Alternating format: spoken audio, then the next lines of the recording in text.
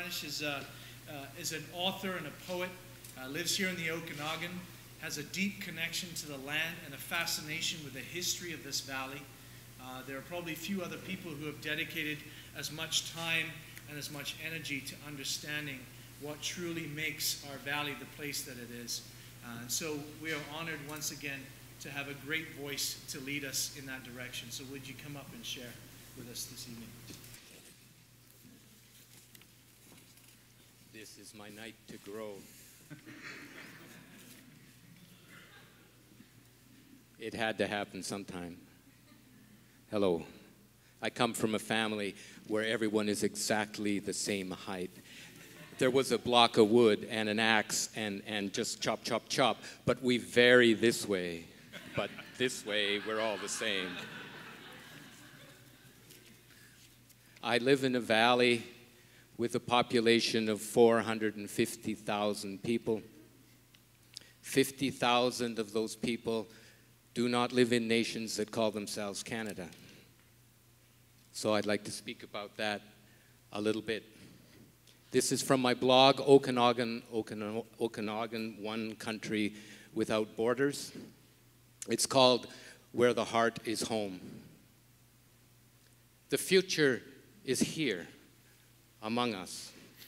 We all know what it is. We did not arrive here tonight by accident. We arrived because we are already living here in the future.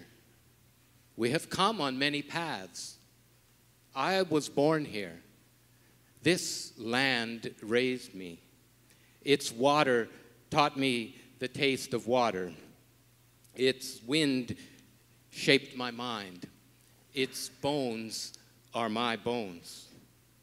Other writers might talk about identity and ego, alter ego and personality and imagination, and I used to do that, but I don't want that old stuff anymore. I just want to take you out to the bitter root, to the old ones that grow like crab claws out of red soil and open into wings of water, pink water. I want to help you to see the snow bloom. Bitterroot is thriving today in tiny, forgotten rock outcroppings in Summerland and in volcanic ash 55 million years old down south in the John Day Hills. She is gasping on lost bluffs on the commonage, which are made out of the same stone. Bitterroot is this land. She is the first flower. She is beautiful above all others. I used to think my country was the Similkameen and Okanagan valleys of British Columbia, Canada. Now I know it is a collection of tropical volcanic islands that collided with North America. These volcanic chains stretch from Yellowstone to the giant redwoods to Alaska. In Yellowstone, I looked into the eye of the grand prismatic spring. She looked back. No blue is so blue as her eye. No light so light. I have been seen. That's a way of saying there is a measure of life here that is not human, but humans are among its peoples. Its social group includes everything quickened by energy, such as pocket gophers or brittle prickly pear cactus or pink granite.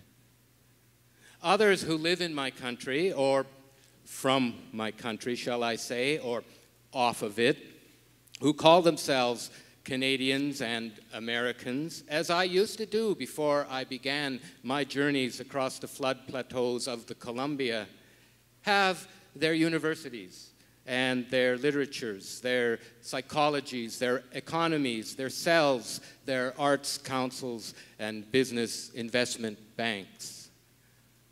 I just have the earth now, its rivers, its lakes, and its winds.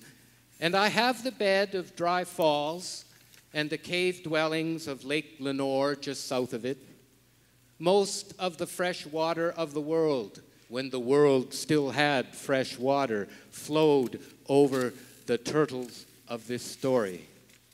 A border tries to cut it from me today, but it doesn't, and it can't, because borders are just for people who live within them.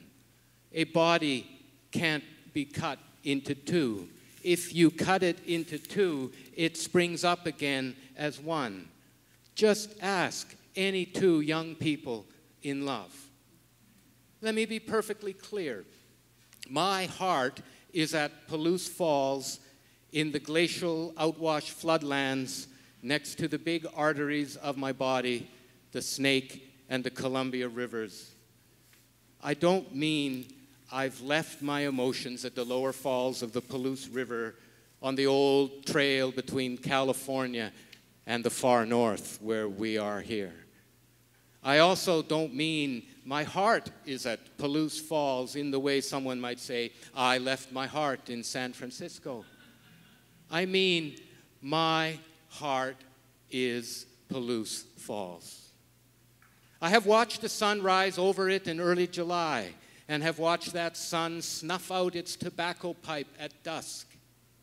As a falcon caught a meadowlark in the sagebrush and carried it up in a yellow flash into the sun and dropped it a minute later 400 meters above the dark pool below the falls where one of its young screamed and caught it out of the air. I have descended to the fall's round green pool where people started living with the first salmon 8,000 years ago, and where young men come today and spend their summers waiting for the salmon to come back. Someday they will, and young men will be there to greet them. Maybe they will be eating peaches. Those fruits come from 8,000 years of human care out of the Gobi Desert, on the Silk Road, into Persia, into Rome, and into the Spanish monasteries of Florida. The Cherokee people seeded them on their exodus when they were stripped of citizenship and banished to Indian country.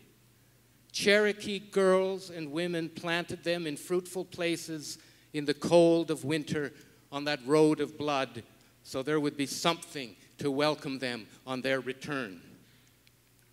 The United States was rebuilt out of those peaches after its Civil War. Kelowna was formed by those peaches. I prune them every winter in Karameas so that there will still be peaches to welcome the people home to the earth from their exile. I know this too.